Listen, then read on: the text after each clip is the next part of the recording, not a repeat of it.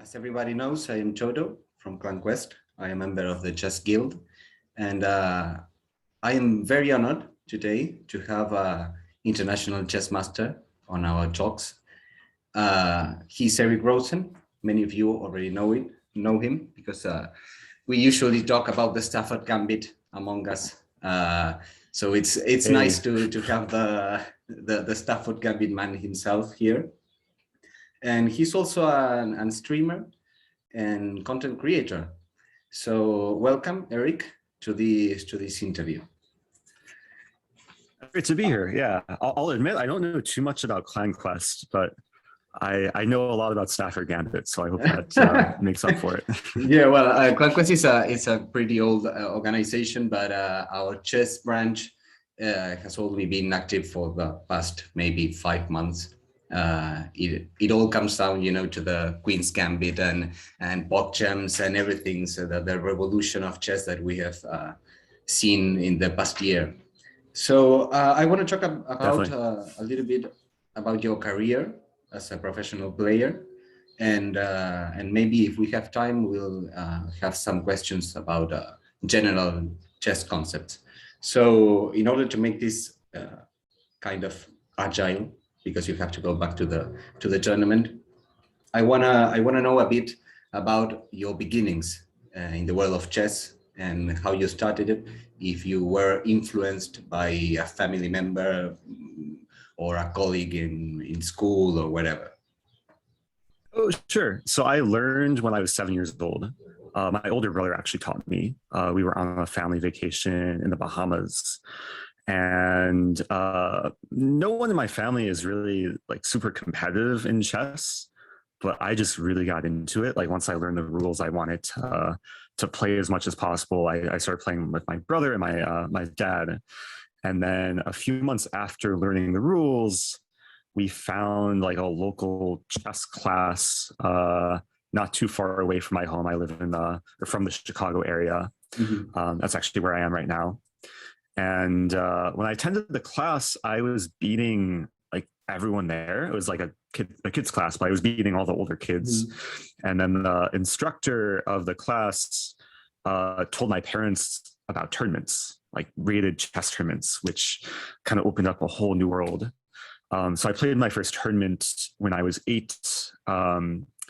We're actually approaching the 20-year anniversary of my first tournament. It was back in November 2001.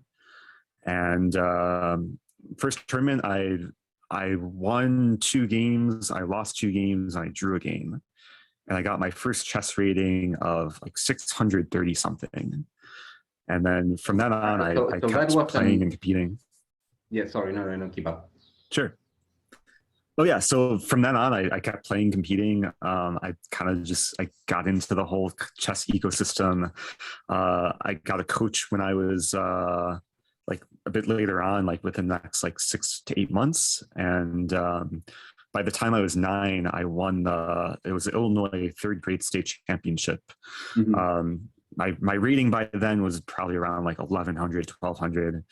And yeah, kept competing all throughout childhood and then high school, college. And it's easy to skip over a lot of key moments, but happy to dive into different aspects. But that's kind of my chess beginnings in a nutshell. Mm-hmm. And when you talk about ratings, when you were a kid, were those official ratings or like my kind of rating by just playing online on chess.com or Lichess? Oh yeah, so those were like official U.S. ratings. It's a rating given from the U.S. Chess Federation. Mm-hmm. When you play an in-person tournament. And yeah, unlike a lot of chess players today, I started playing chess over the board, like on a physical chessboard. Mm-hmm. I didn't start playing online until a bit after like learning the rules. Of course, the online chess ecosystem has grown a ton since I started playing. But yeah, when I was talking about rating, it was my US rating, which today is just over 2,400. Mm-hmm. So you talked about your brother, right? As a chess player, and you taught. He taught you how to play chess or how to start to move the pieces and everything.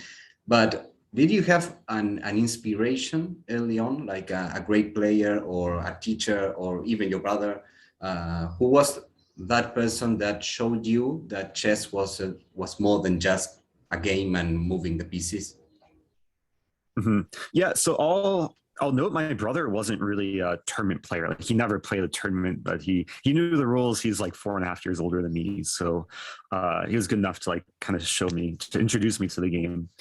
I guess from early on, one of the biggest inspirations was the movie Searching for Bobby Fischer. It's a fictional movie, but based on real life. It's kind of the story of Josh Waitzkin, who is a young talent from the US. Um, and it's a really well done movie. I probably watched the movie well over a couple dozen times since I first saw it when I was a kid. And it shows you the world of especially scholastic chess and kind of the nature of working hard to achieve your goals and become it's kind of the story of Josh Waitzkin's journey to becoming national champion. And I think that movie was a big inspiration for me, just showing that if I really work hard and put a lot of effort into improving, then good things can happen. And it was pretty surreal because in high school, I ended up winning the national championship. So I still connect a lot to that movie. Just was watching it, it brings back some goosebumps.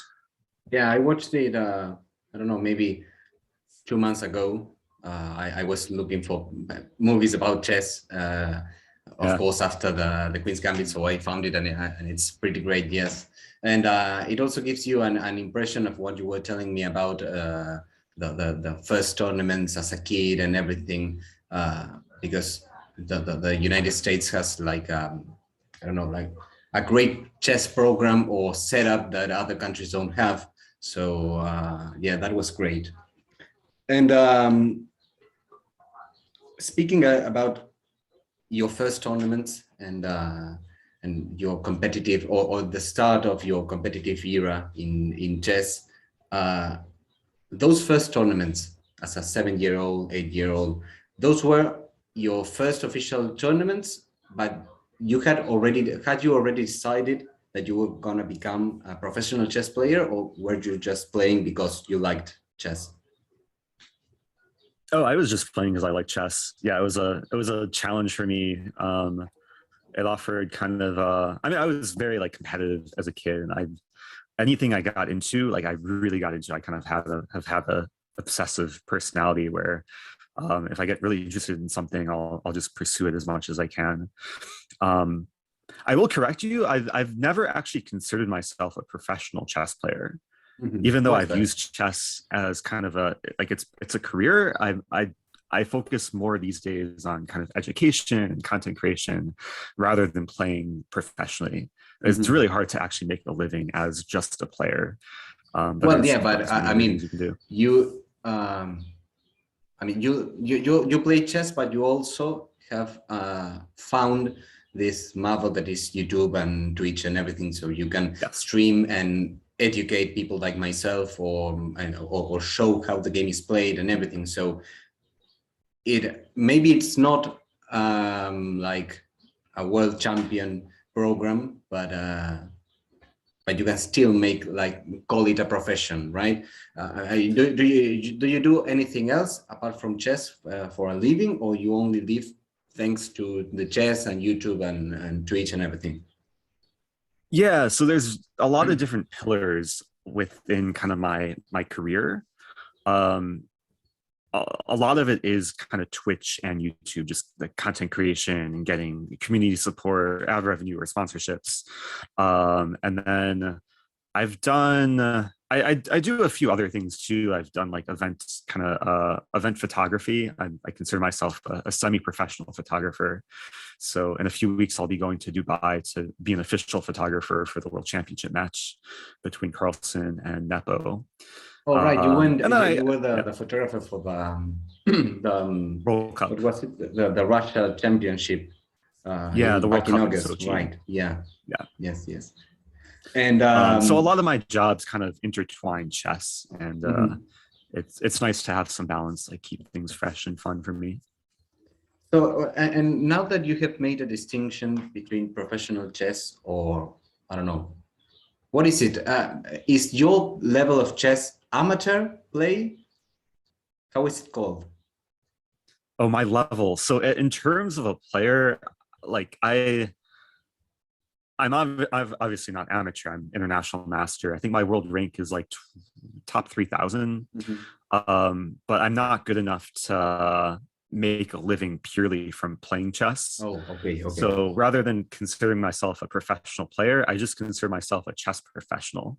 I make a living in the chess ecosystem, but I don't make a living just by playing. Oh, okay, great. So the people that can be considered maybe to be professional chess players are those titled grandmaster, maybe?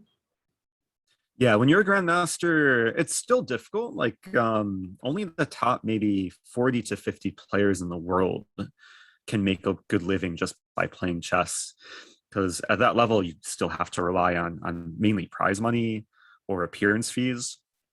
And opportunities are growing. Like there's definitely more opportunities than there used to be for top level players, but it's still a very competitive space, and it's hard for it to be sustainable, even for the top players in the world.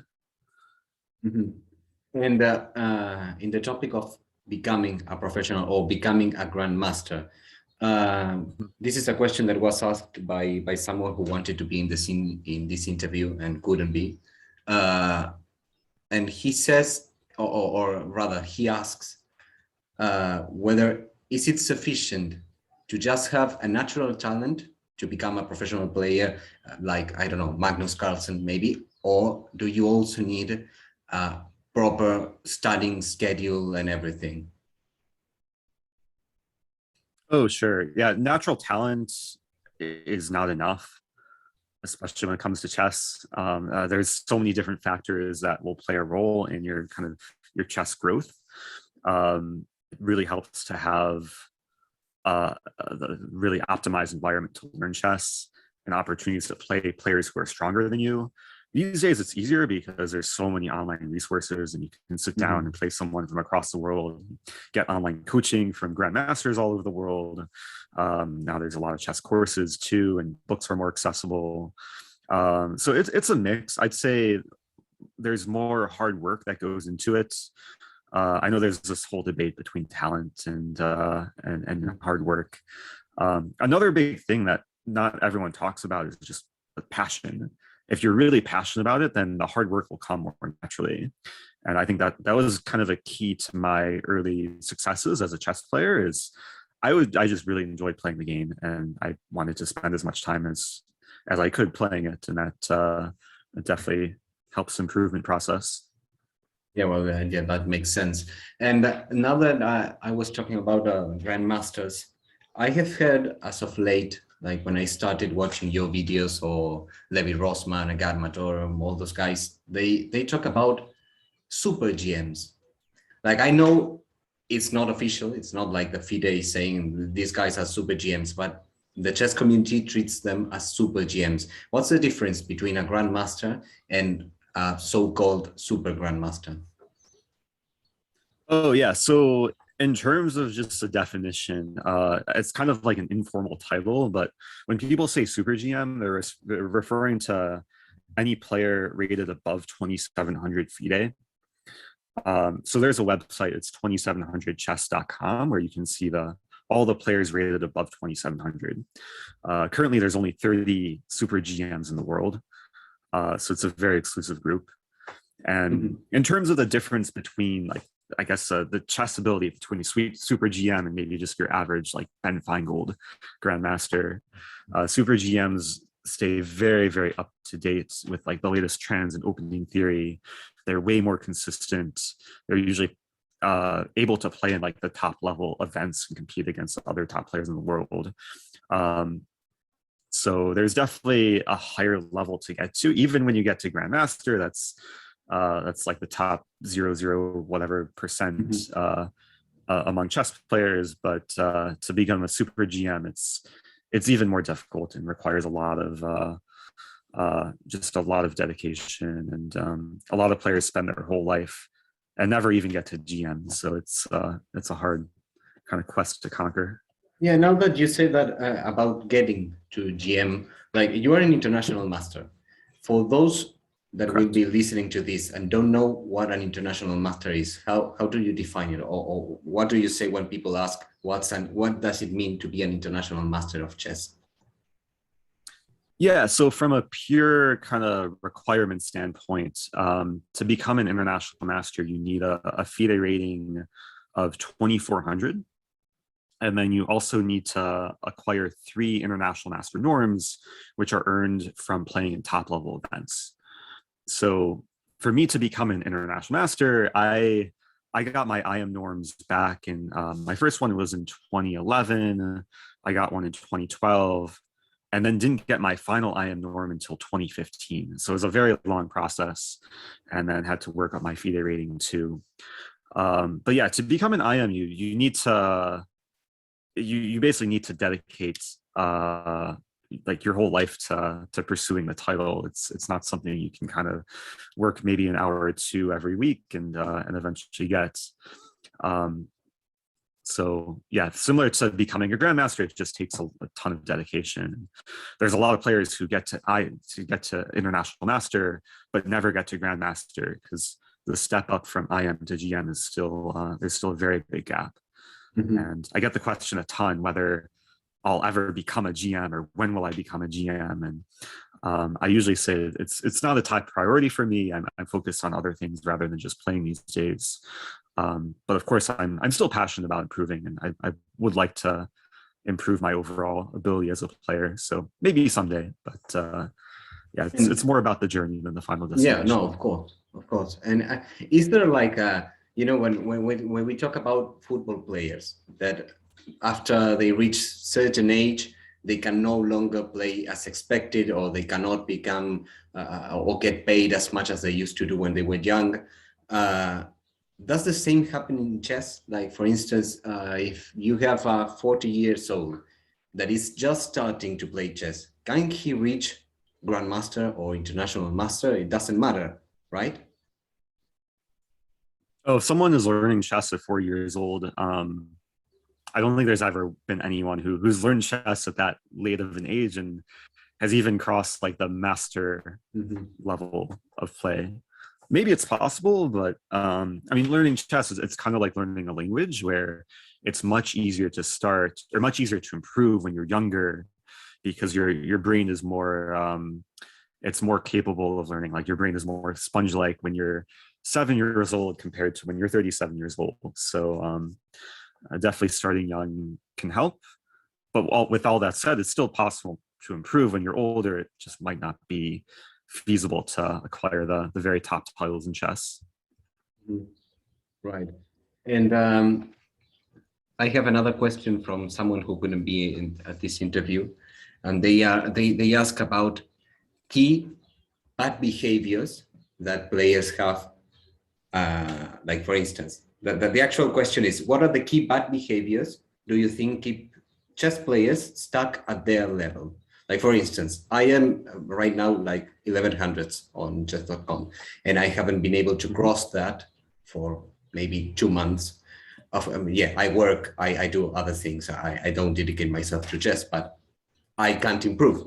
So what's going on with people that can't cross certain barriers? Yeah, it's different for every individual, and a lot of it is kind of being able to dissect your own kind of personal situation and try and reflect on what's going well and what needs to be improved. So a lot of it can come down to self-awareness. A common pitfall for a lot of players is the notion of fixed mindset versus growth mindset, where a lot of players they have a fixed mindset where they're way too focused on results, performance rating, rather than the actual learning process and taking on new challenges and kind of stretching outside their comfort zone. Now, I mentioned the movie Searching for Bobby Fischer. There's a book by Josh Waitzkin, by the real life Josh Waitzkin. It's called The Art of Learning, which really delves into this whole area of growth mindset versus fixed mindset and dissects the learning process. And it's a really fascinating read and kind of gives you a big picture overview of what it takes to go from beginner to mastery, not just in chess, but he was also like a world-class martial artist. So that's one resource I recommend to players of all abilities, because it can help kind of change your perspective of how to approach learning in general. And is there a certain like moment in your chess career? I mean, not your chess specifically, I mean anybody's career, like when you need to start really studying and really understanding what you're doing? Like, for instance, when you reach, I don't know, 1500s, you need to start actually studying and seeing more openings and seeing more theory, or it doesn't matter? How does that work? Yeah, I don't know if there's one like right solution that works for everyone. Like when I was younger, I studied like more tactics. Like tactics and endgames were the first things my coach like kind of put me to work on, and then openings came later. Again, I think it goes back to kind of understanding your strengths and weaknesses. And of course, you want to keep refining your strengths, but also kind of be aware of, like, depending on what's going on in your games, figure out what's causing your losses and then work on those areas. So it could be the opening, it could be for a lot of like players in the maybe the 1000 to 1800 range, a lot of it's just tactics. Like most games at a certain level are determined by tactics and blunders and missed opportunities. So working on your ability to just spot the tactical patterns can really make give a big impact on your improvement. But the difficult thing about chess, there's so many different areas to focus on, and sometimes you just have to prioritize like what's most important for your own game. And now that we're talking about learning and how to study and everything, I remember seeing, like maybe 2 weeks ago, a short episode in a Netflix series about chess that I think it's hosted by Hikaru Nakamura. I can't remember the name now. And someone says in that episode that when you go to a kids tournament, that kids tournaments are pretty much boring, because you always see the same openings and control the center and move your knights out and your bishops, and like everything is very structural. And I was wondering whether when you were a kid and you were starting to play competitively, if the same thing happened. Like, what's the first thing you learned about chess? Like, move your pieces to the center, or you went wild and tried gambits or neo openings or things like that? Oh yeah, when I was just first starting, I probably just learned more basic principles, like opening principles: king safety, control the center, develop knights and bishops towards the center. It was a while before I started learning specific openings. You learn like the value of the pieces, like knight and bishop were 3 points. And then over time, you begin learning the exceptions to the rules. Like there's cases where you sacrifice a full piece and you get different forms of compensation. There's a whole notion of chess, or in chess, of imbalances, where there's different types of advantages, where obviously there's material that's the most tangible, but there's king safety, there's control over key squares, there's weaknesses. So a big part of chess is kind of assessing the different imbalances in the position and figuring out ways where you can kind of maximize your own advantages and accumulate like different smaller types of advantages. So there's always more layers to kind of peel back. And yeah, in the beginning, like you kind of have to generalize, but as you grow as a player, you get more specific, and over time you learn a lot just from experience in your own games. And then the other thing I'll say is a big part to learning is just going over your own games. Like when I first started playing tournaments, I didn't record my games, but after maybe a year of tournament play, I began writing down notation. And then when I had the games I was playing in tournaments, I would go over them with my coach, and then we would dissect kind of moments to improve on and what areas I needed to work on, and that can be extremely valuable to grow as a player. Okay, I have two more questions. One Sure. of them was made by yet another person that has been constantly been bugging me to ask you about the Stafford Gambit. Like Sure. the actual question, I think it was, why do you like the Stafford Gambit? I mean, I can't remember. I didn't note it down but I think the question was, why do you think the Stafford Gambit is good, or why do you think any opening or gambit is good to play, and why do you enjoy it like that? Yeah, first and foremost, it's fun. Like I enjoy like there's so many different traps. I think I've conveyed this in my in my streams and my YouTube videos.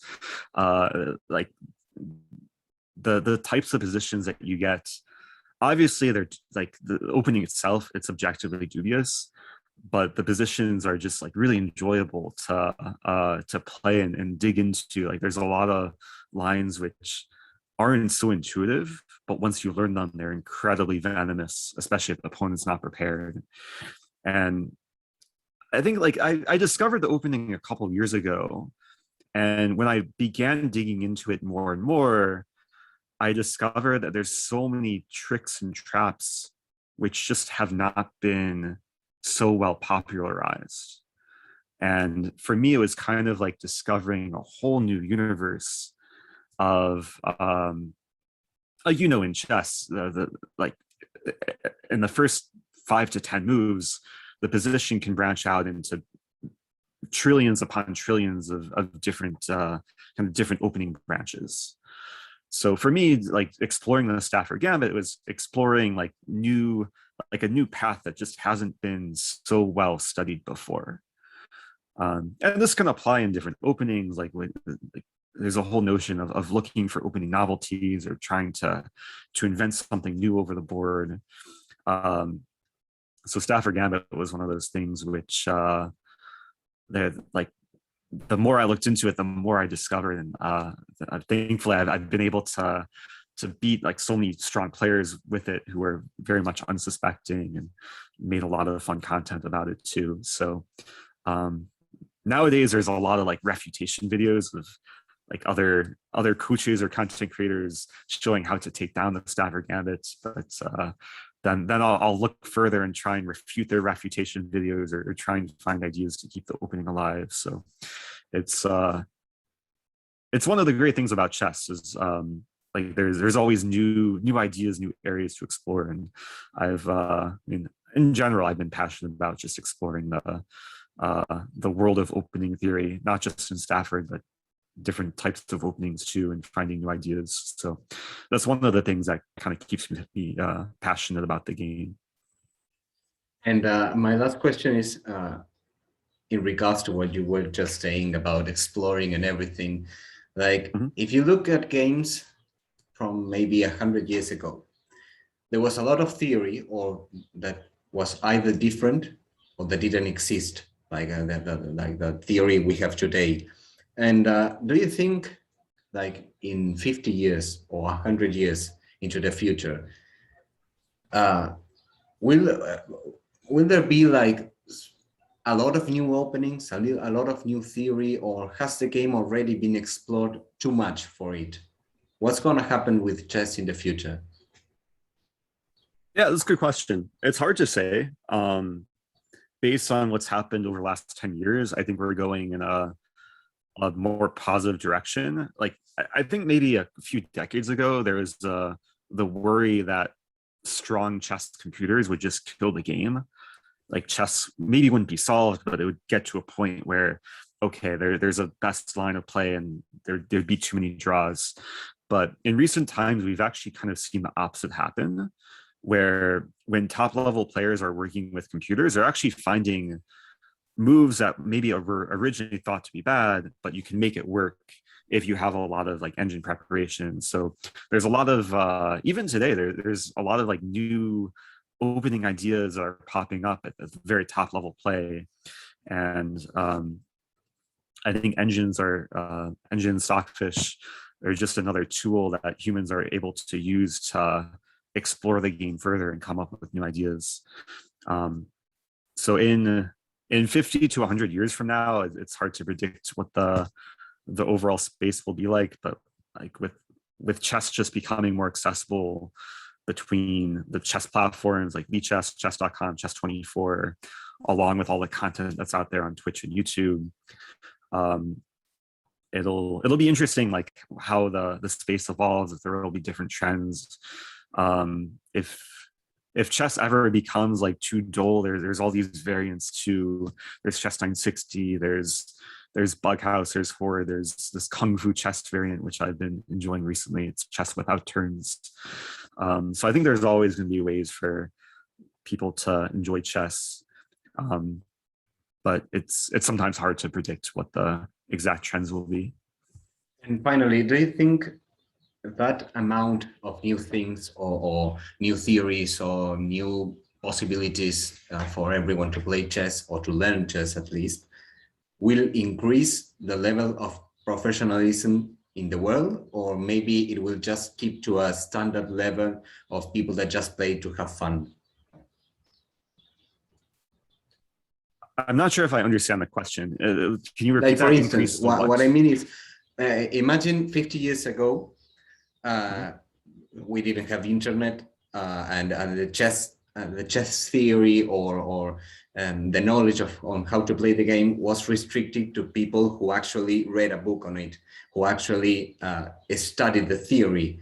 Nowadays, you just log into your computer and open YouTube, and we find videos on everything, and we have pages for everything. And so is that increasing the level of professional players or the number of professional players we have, or is it just keeping to a standard? Oh yeah, I think like overall there will be, I mean, it's one question, like obviously like the level of players are getting stronger just with the accessibility to resources, but it's a question of whether being a professional player will be like a sustainable living.